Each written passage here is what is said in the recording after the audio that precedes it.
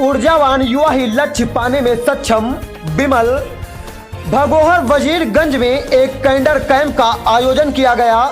मुख्य अतिथि देवी पाटन मंडल के मंडल प्रभारी अमरजीत गौतम ने कहा कि समर्पण के बिना संगठन का ऊंचे लक्ष्य पाना असंभव है। देवी पाटन मंडल के पूर्व मंडल संयोजक बामसेप रमेश बिमल ने कहा, ऊर्जावान युवा ही राष्ट्र निर्माण एवं विकास का लक्ष्य पाने में सफल होगा। अध्यक्षता आदिल तलत ने की। जिलाध्यक्ष मनोज कनौजिया ने आवश्यक दिशा निर्देश दिए।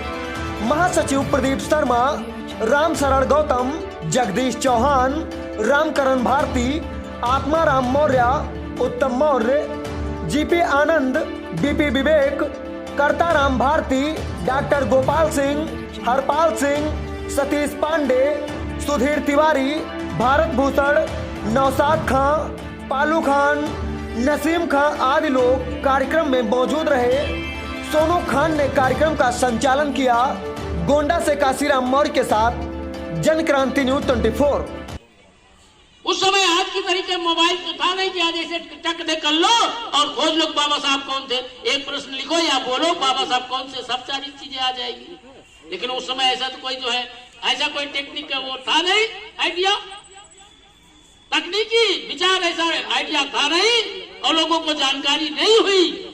लेकिन मानवर श्री काशीराम साहब वहीं से जब दीना भाना ने बताया, बोलो दीना भाना ने कहा मैं तो अपने बास के पास गया था और हम जो है इसके लिए कि बाबा साहब, इसमें से बाबा साहब को आप पहचानते हैं ना, इसमें से सभी साथी बाबा साहब पहचानते कि नहीं, पहचानते, बोलते क्यों नहीं भाई, बोल दो एक बार, पहचानते हैं तो बाबा साहब को पहचानते हैं। साथ ही जो है मानवर श्री काशीराम साहब जिनका मैं नाम ले रहा हूं उनको भी पहचानते हैं, है ना, बगल में मानवर श्री काशीराम साहब भी हैं।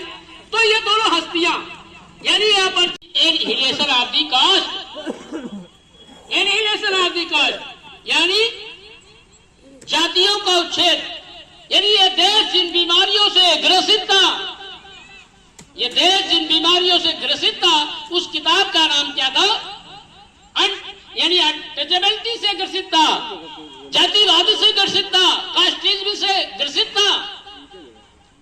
तो भाई जो है बाबा साहब ने लिखा था और उस पर उन्होंने पीएचडी पाई थी, दो विषयों में पीएचडी उन्होंने किया था, एक इकोनॉमिकल थी रूपीस वैल्यू के बारे में और दूसरी इसके बारे में सोशल के बारे में। तो हम ये कह सकते हैं कि भाई 36 डिग्री वाले विद्वान की वो किताब कितनी महत्वपूर्ण रही होगी, जिसको रात भर पढ़ने के बाद मानवर काशीराम साहब का पूरा चरित्र बदल गया।